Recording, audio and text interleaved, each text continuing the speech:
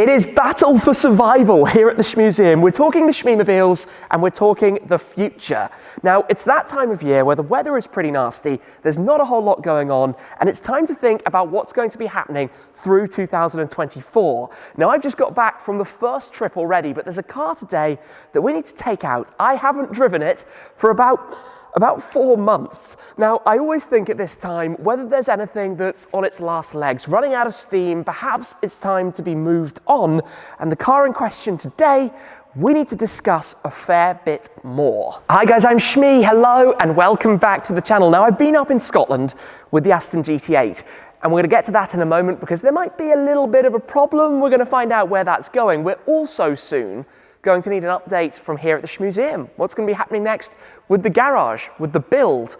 But that's not what I want to talk about today. While we're soon going to have the complete garage update, mileages, costs, and everything of all of the Shmeemobiles from last year, we did during 2023 say farewell to 5 cars, kicking off with the Aston Martin DBS, then the Mercedes-AMG GTR Roadster, the Mercedes-Benz C63 AMG Black Series, Ferrari GTC4 Lusso, and most recently, the Lamborghini Huracan STO. However, we also saw 4 new cars arrive, the BMW 1M, then the Ferrari 296 GTS. Over in the United States, the Ford Mustang Dark Horse, and most recently, the Ferrari Purosangue. Now, next year, we know that the biggest new Shmeemobile ever is arriving very soon. We have at least 2 Ferraris inbound, and there might be some other things as well. So I need to think about what might need to clear some space to make that happen.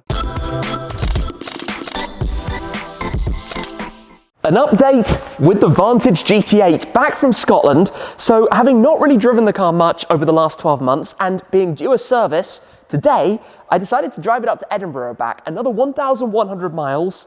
Not without some faults though, and of course now absolutely filthy thanks to the winter weather up in Scotland.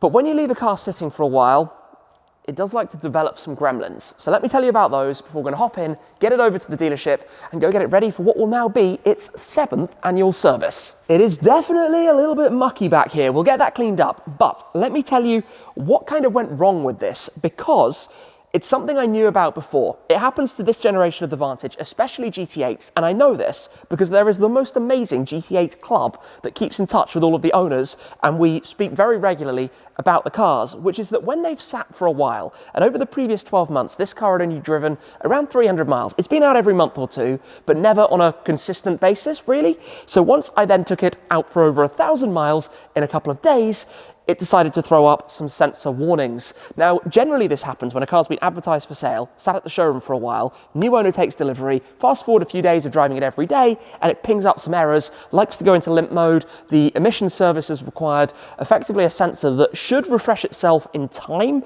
but might need a new part. But conveniently, like I said, we're heading to the dealer, so we'll get it serviced, and they'll be able to look into that a little bit more at the time. Given we've got it, we've plugged this in on the OBD to read out the fault codes. Actually, you can see it's popping up some errors. Well, it's got the driver door open now, but it's popping up some errors in there. And long story short, we have a whole bunch of red warning things. As expected, these are basically to do with the O2 sensors and the limp mode. So probably it's okay, but with a car like this, very rare, very important. It's going to the dealer today anyway for its service. We're not going to play with that.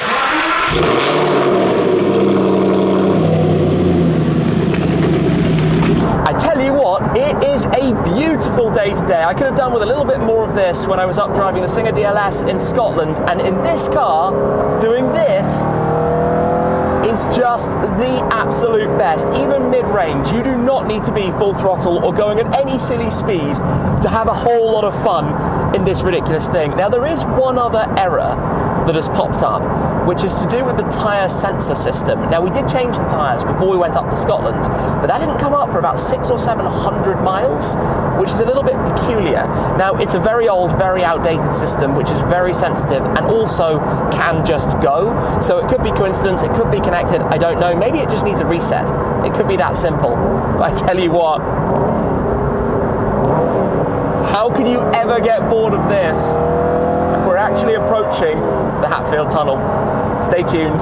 This is where things start to get a little bit fun. Lower the window slightly, and then wait for it.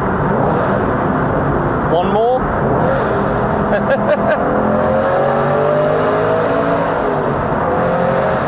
That's within the speed limit, and it's just silly, plain stupid.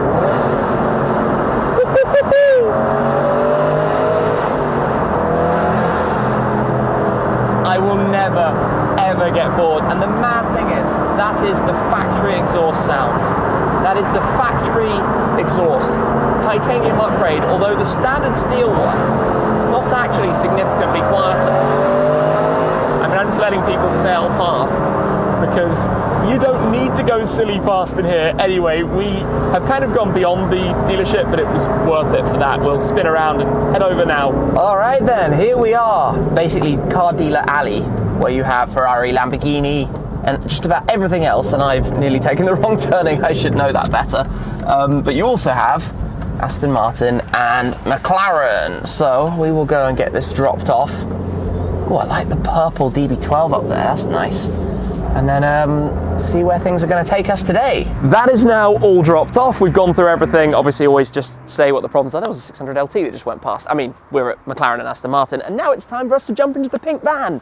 I'm not sure we're going to have this on fleet for too much longer, but you know what? What we do, this telemagenta out in the sunshine like today looks epic. So let's get us back to the barn and figure out what's next. We're going to go and pick up the GT8 a bit later, but now that we're back, we need to talk about which car has been a little bit neglected recently, because I have a spreadsheet that keeps tabs on when everything needs their servicing, their MOTs, their warranties, their insurance, and when they were last driven. Now, I've spoken a lot about this in the past, but I try to make sure that every single car gets a run out pretty regularly. That's basically what's affected the GT8 and meant that we've had these issues. So things like the hybrid Ferraris, leave them sitting, they're probably going to throw some gremlins. McLaren's pretty famous for that. Seals, hydraulic suspension, that type of thing. It's always good to get cars up to temperature, to do some regular driving. It's one of the things I often think about. If you're buying a used supercar, you want to buy a car that's been regularly driven, that didn't do like 10,000 miles in 1 year and then nothing for 5 years, because stuff's going to be rotten. It's going to have problems.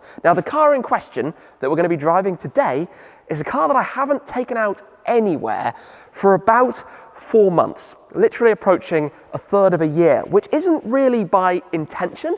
It's just that I had some things planned which got cancelled and didn't happen, and the weather was atrocious, so it ended up sitting. Then I've been away, and kind of circumstances just led it that way. And it makes me think always, when it's been that long, if I'm not driving it, what's the plan for it? What's the future for it? And a lot of this will make a touch more sense later on. There's also the outstanding question of the McLaren Senna, which I know I didn't mention earlier in the list of cars that have departed, and we're going to talk more about that in the full garage update that's going to be coming soon as well.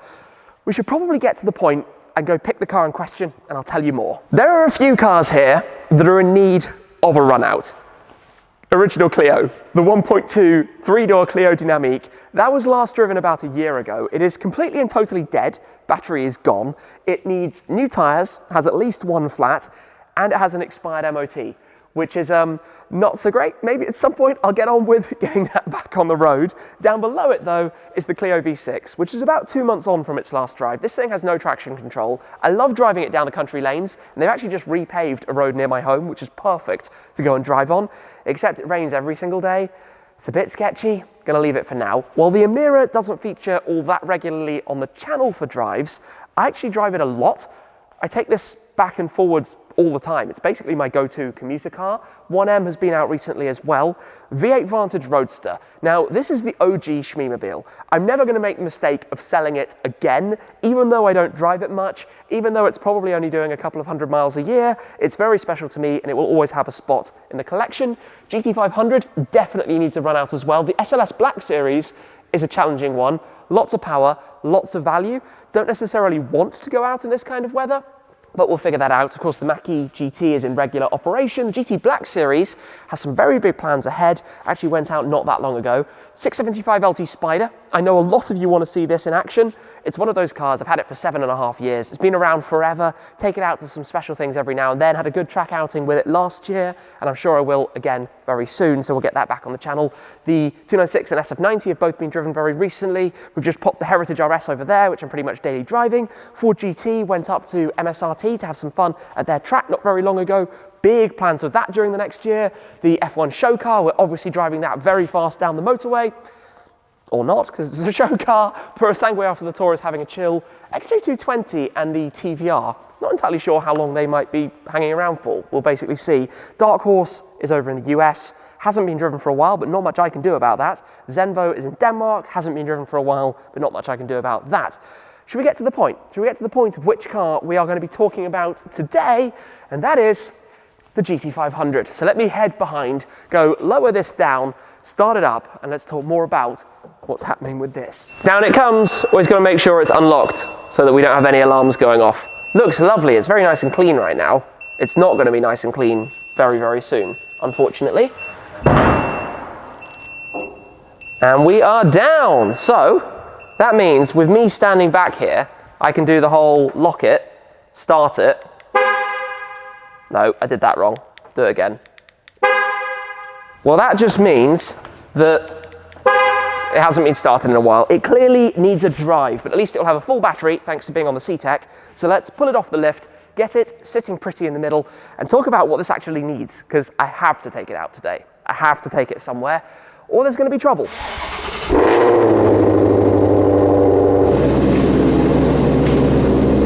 I've just realized something that's actually kind of cool, but quite funny.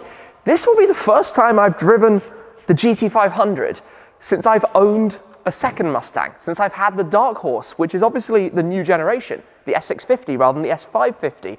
So there are plenty of things about this that are really interesting to me because I did so many miles already in the Dark Horse, about 6,500. And while it shares some things like chassis and the feel and general position, it's a totally different engine, being NA rather than supercharged. It's a totally different gearbox, being manual rather than the dual clutch. And it's a totally different setup, being a four-seater coupe as opposed to, in this case, the rear seat delete track spec version. So I'm actually really intrigued right now, as a person who just likes driving these things for the different experiences, to go take this out and be reminded what it's like and kind of do a little bit of a back-to-back. But before that, let me explain what it needs, because, like I said, it's been a while. The last time this car went anywhere was actually in September when we took it to Petrol Hedonism Live at Nebworth. That was just shy of 4 months ago. And it's a Mustang, so it's totally fine. It's not going to have an issue. At least I think it's not going to have an issue. I think that it's still good for it though. It's still good to take these cars out and drive them. The problem, like I said, is I did actually want to take this up to MSRT, but it was freezing. And while we transported the GT up, it wasn't going to be sensible to drive this up on these tires all the way. It's like 6 hours each way. Wasn't going to be a good idea. We took the MSRT Transit Custom instead, which was vastly more logical.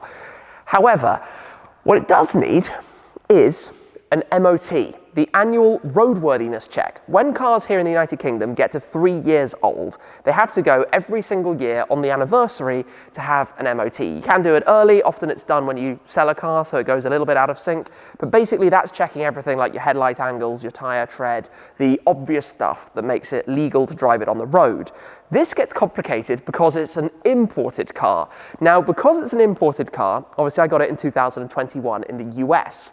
The way it works in the UK is that it effectively gets date stamped from the 1st of January of that year. So the MOT, unlike other cars, the 296 that I actually took delivery of in September, will need its MOT in September, 3 years after I took delivery of it. This dates to January, even though it was actually February, because of that funny quirk in the system, which means as of right now, the only time it's allowed to be driven on the road is when going to a pre-booked MOT test, which is what we're going to do today. We've pre-booked at Godliman's, we're going to drive it over there, go talk about the car, head straight there, and then go out for a little swizz with it afterwards to talk about the GT500, see how it stacks up to the Dark Horse, and see what the plan is with it, given it hasn't moved for about 4 months.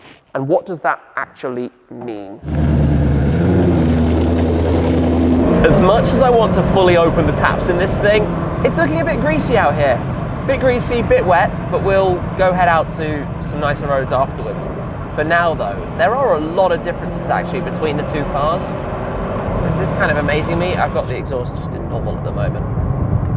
I need to almost take this in because this is clearly massively more aggressively set up as we get our little tunnel. Wait, driving modes, what do we do here? We go up into track mode.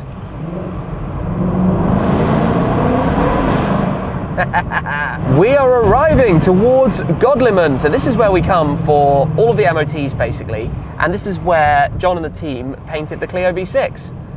We've had a few things over the years. These are great guys, so we've booked in the MOT for this. I guess I'll swing it in around the front for the moment, go in and say hello and figure out what's next. Right, in we go. That sounds so good. The good news is that we have a clean bill of health. MOT passed with flying colours.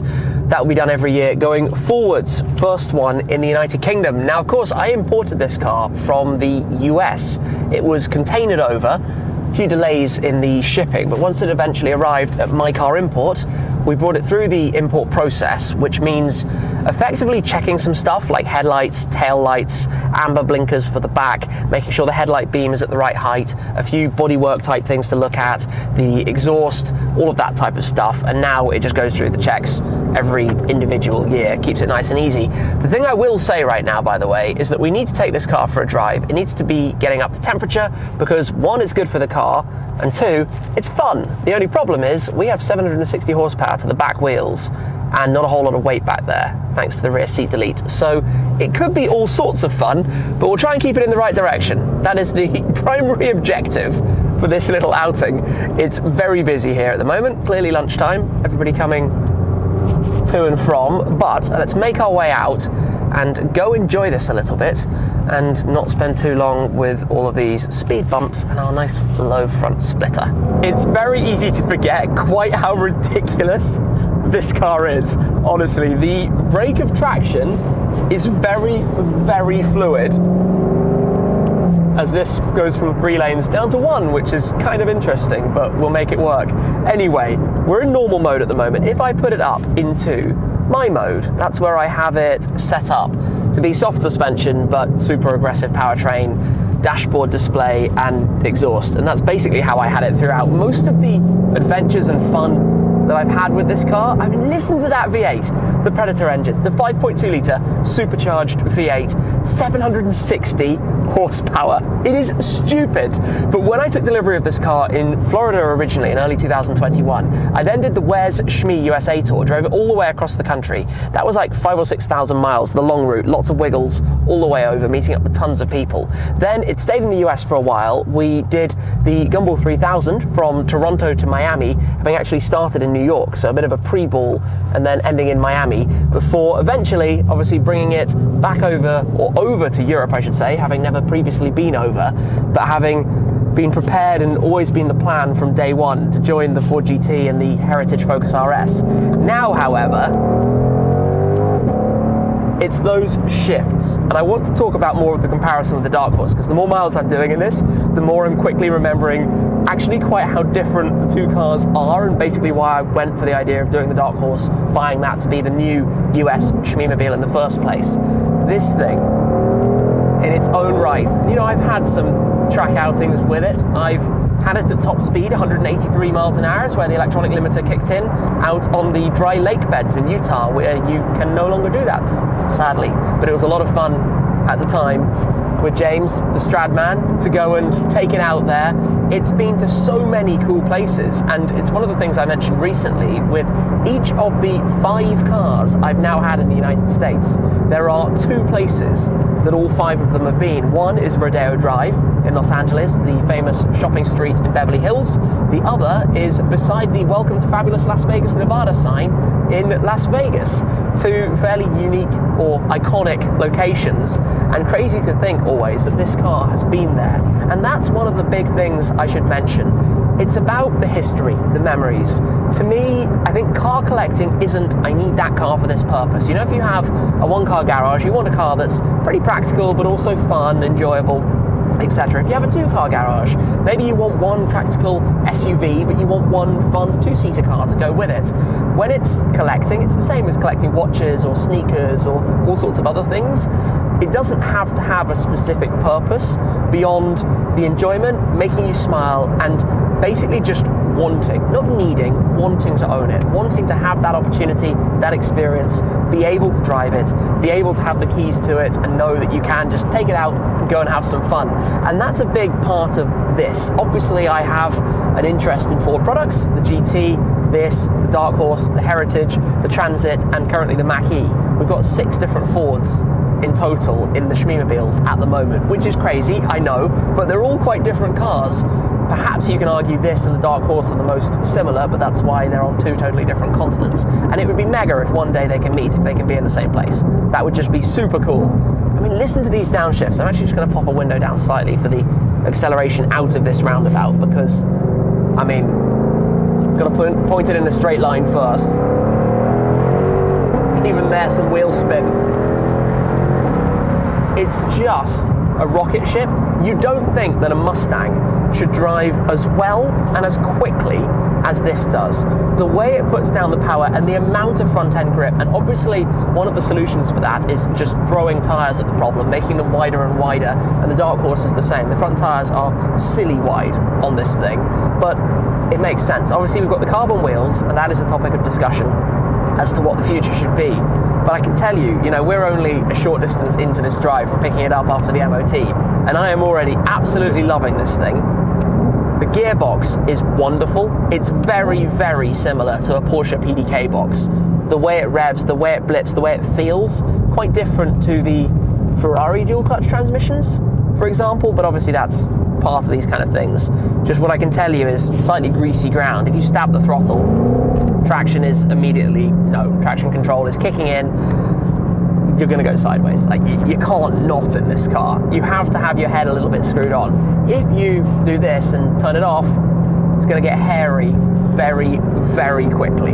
Very quickly. But listen to this. It's really fast, but it's also really fun mid-range, and it's really usable. And that's why it did so much in America. I've taken it over to the Nürburgring as well. Remember, once it was here, last year we took this, the Amira and the TSRS over to the Nordschleife to do its first Nürburgring laps, which makes it one of very few GT500s that have driven there. It's a tiny number. There's certainly one or two others around who have had some fun on the green hell with their GT500s, but hey, it's all fun and games. That's what it's about. So let's move on to a little bit more about how they stack up.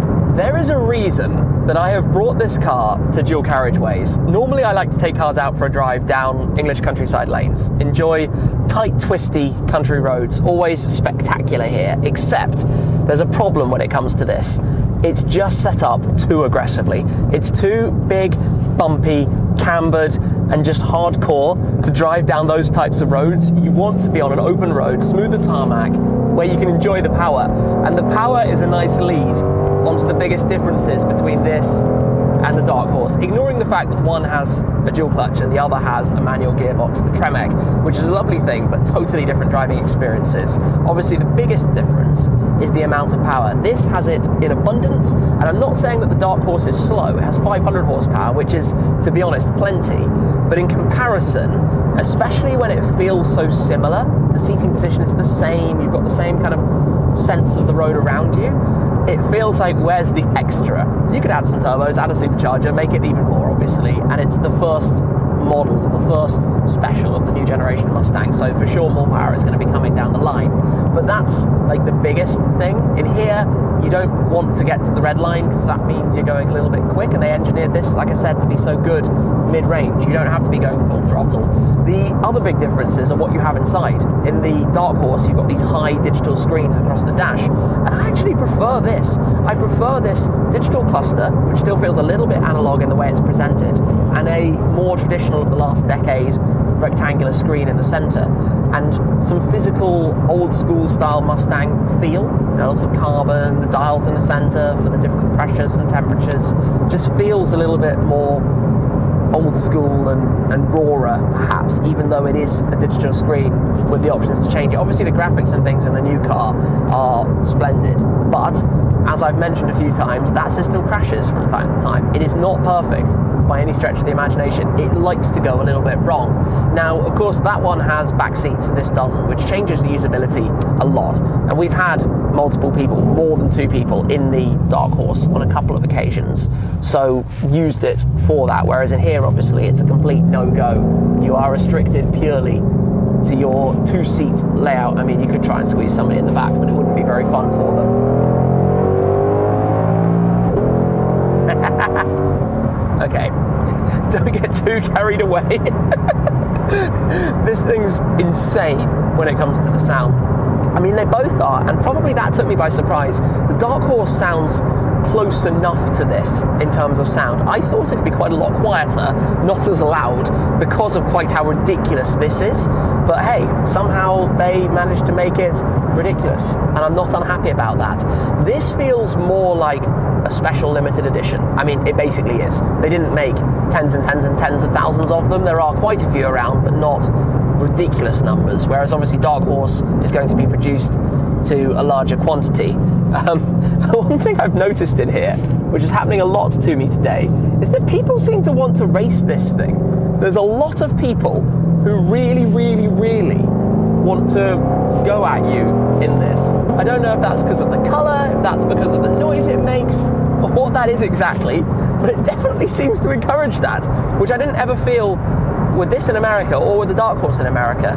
It would just be really cool if one day they could meet. Anyway, I'm going to take it easier for a moment. We're going to get to the tunnel. Okay then, here we go. So windows down ever so slightly. Start to drop the gears. We are in track exhaust because you pretty much have to be to do this. Second gear.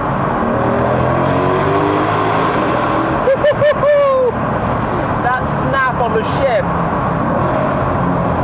Second to third in here is just beyond silly. Still struggling for traction, even with it fully turned on in the tunnel where it's dry. And it's not particularly cold, I mean, it's not warm today. Goodness me. That's about 50 to 60 miles an hour. Wait for one car to go past.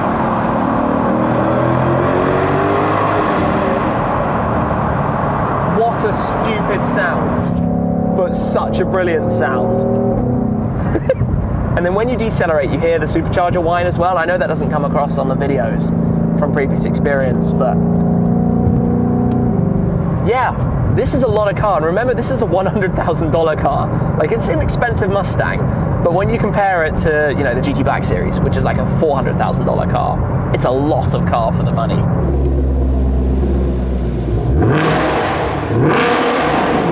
We have made it back, and we have heard that the GT8 is ready to go and collect, and there's good news on that front. So what we're going to do is swap from one Mustang into another Mustang. Controversial sentence, I know, but sadly we're actually going to be saying goodbye to the Mach-E GT soon. This might be my last ever drive in it, so we'll take that over to pick up the GT8 and have a run through of what's the situation with that before bringing it back, and then we're going to have like the American muscle and the British muscle next to one another. That's the plan right now, so let's pull that out and get back on the road.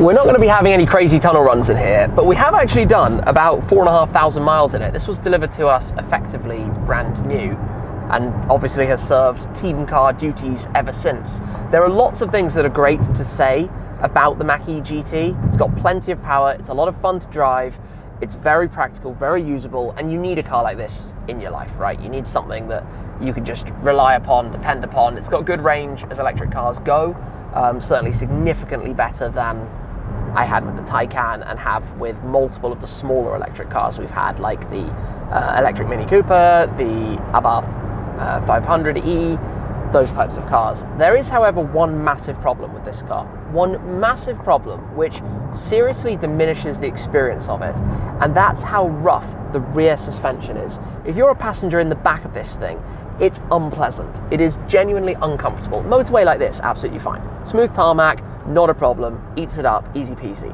But as soon as you're going down any kind of road that has bumps on it, in the back of the car, you just feel like you're being like there's no suspension travel. It just feels rigid, and you do feel that from the front as well. So even in the front of the car, you're conscious of the back.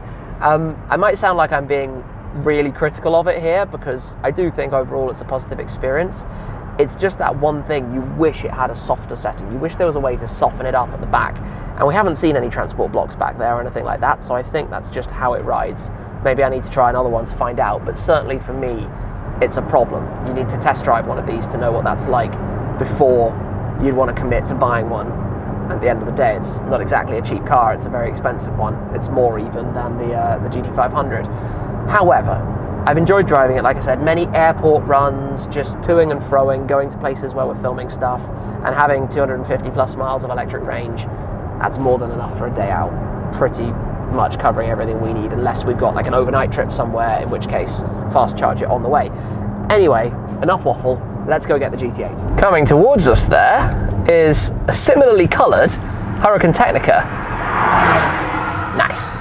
Couldn't really hear the V10 though, have to say, with valves closed. Anyway, we are driving past Ferrari, where of course there are many exciting things to come, and where you also have Lamborghini, and then a little bit further up is where everything else lies. What's over there right now? This is where I'm always like looking at colours and specs, and someone's taken delivery of a Cali T, some 296s. Oh, the Lotus Electra. An army of Lotus Electras outside that part of the showroom. Anyway, we're going just over here for the time being to go pick up the car from its service. There it is, waiting for us, looking lovely. I'll park this on the McLaren side and then we'll go grab the keys. We'll pay the bill and grab the keys. Time for the update. So, as expected, with these cars, when you haven't really driven it all that much, and then all of a sudden you go and drive it a whole lot, it triggers a bunch of sensors, whether that's because of water that's been stagnant in there, whether that's because of temperature cycles, and effectively, they've done all of the emissions tests, everything's running as it should, no further errors, cleared the codes, job done. When it comes to the tyres, also as expected, you have to run a reset process, which I hadn't done on it. So again, very simple, no more errors with that. So, perfect. And actually really quite an effective service for about £700, oil change, filter, etc., and then the MOT. So this is good to run as well. It's basically been a day of MOTs. So that means, let's go have some more noise. Unlock. Maybe it's already unlocked. That could be a problem. Yes, we're already unlocked. There we go. And drive back towards the Shmuseum.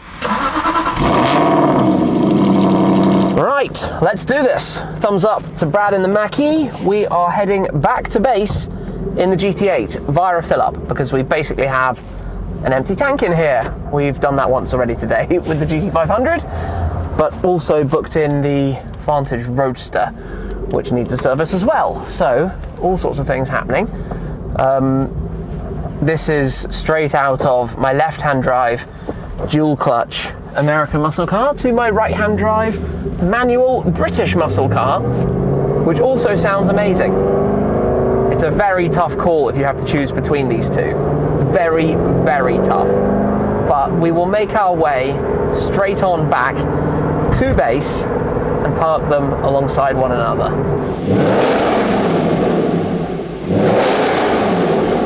How cool is this then? I don't think we've ever actually had these two sat side by side, and these are probably two of the noisiest cars that I own. There are a couple of others that would be up there, and I think at some point we need a tunnel run with both of these together, not on separate occasions, just because it would be ridiculously loud. What I can tell you is that they both need a clean down, thanks to the British weather this winter, but basically they both survived the battle for survival because the GT8 has had a mega trip up to Scotland. It's running beautifully. I mean, I opted not to take the extended warranty on this, and generally I believe, you know, warranty makes money, right? And at the end of the day, aside from a really big bill, if you can kind of cover it yourself, you're probably gonna be better overall, especially with a collection like this and being able to work on some things and stuff. With this though, outside of the warranty, nothing's ever gone wrong yet. I mean, something could at some point, which is incredibly expensive, and obviously it would have been £1,500 a year or something like that to keep it going. But up to this point, no wood to touch right here, this has done pretty well, so I'm very happy with it. That has, of course, had absolutely no issues as well, because it's, again, pretty new. It's only reached its first MOT, 3 years or so, but what a monster. Now, MOT passed, nice and good to go, and good fun to get it out and go and have a drive and enjoy being back on the roads in the GT500. I'm pretty tired. It's been a very long day after a very long trip, after a very long lot of things, causing a lot of chaos behind the scenes as well. So I'm going to wrap it up with there. Thank you very much for watching, guys. It's the time of year where it's great fun to get the cars out, to go and take them for a drive, even if it's a little bit slippy and wet and miserable. But I promise you, there will be videos from sunnier places and very exciting things very, very soon. That's where I'm going to leave it for now. Thanks again for watching, and I'll see you soon. Cheers!